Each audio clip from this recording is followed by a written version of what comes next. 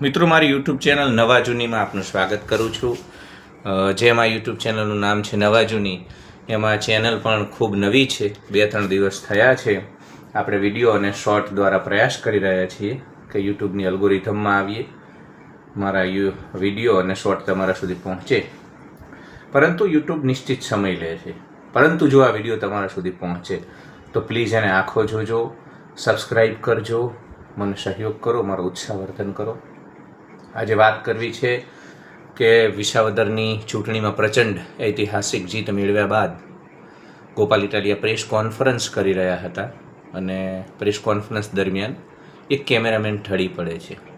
સ્વાભાવિક છે, છેલ્લા ઘણા બધા દિવસોથી પત્રકાર મિત્રો વિસાવદરમાં હતા અને આખી નેશનલ મીડિયાથી લઈ પ્રાદેશિક મીડિયા, બધા જ યુટ્યુબર, સોશિયલ મીડિયા ઇન્ફ્લુએન્સર બધા જ વિસાવદરમાં હતા.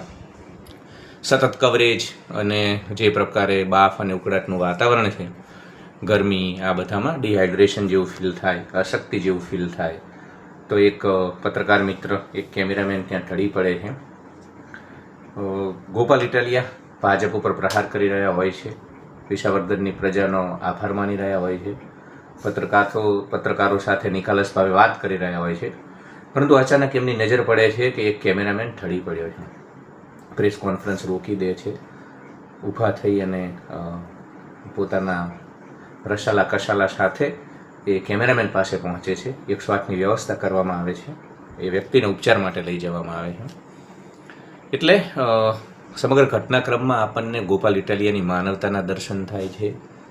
એ પ્રજાવત્સલ છે, એ લોકોના હૃદય સમ્રાટ કેમ બન્યા.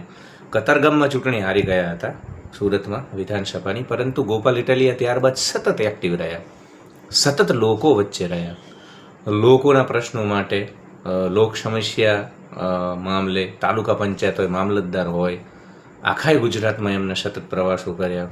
અને ચૈત્ર વસાવા, રાજુ કરપડા, ગોપાલ ઇટાલિયા, આ ત્રણેય આમ આદમીના પાર્ટીના નેતાઓએ ખરા વિપક્ષની ભૂમિકા ભજવી.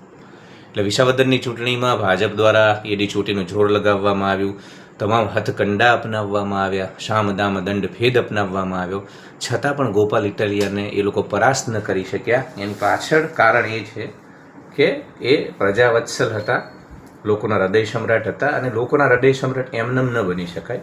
લોકોના હૃદય સમ્રાટ બનવા માટે તમારે સતત લોકોની વચ્ચે રહેવું પડે, લોક સમસ્યાઓને પોતાની સમસ્યા માનવી પડે.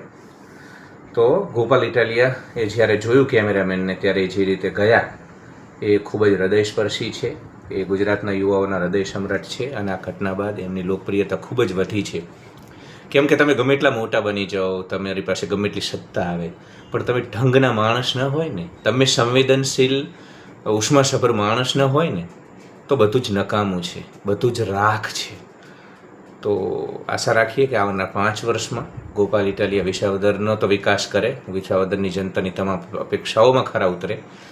સાથે સાથે એ ગુજરાતના યુવા નેતૃત્વની અંદર એક જે ખાલીપો છે, એક વેક્યુમ છે, એ વેક્યુમ, એ ખાલીપાને પણ પૂરો કરે અને ગુજરાતને મજબૂત વિપક્ષ આપે. કેમ કે કોંગ્રેસ તો નામની વિપક્ષ છે, પરંતુ ચૈત્ર વસાવા, રાજુ કરપડા, ગોપાલ ઇટાલિયા જેવા યુવાનો પાસે જ ગુજરાતની જનતાની આશા છે કે તેઓ લોકોના હૃદય સમ્રાટ બન્યા રહે, લોકોના પ્રશ્નો મામલે સતત જાગૃત રહે, ખરા અર્થમાં વિપક્ષની ભૂમિકા ભજવે અને ખરા અર્થમાં એક નેતા જે છેવાડાના માનવીની ચિંતા કરે, છેવાડાના માનવીના વિકાસ માટે જીવે, એ ગોપાલ ઇટાલિયા ચરિતાર્થ કરે. ધન્યવાદ. Love you all. Like, share and subscribe.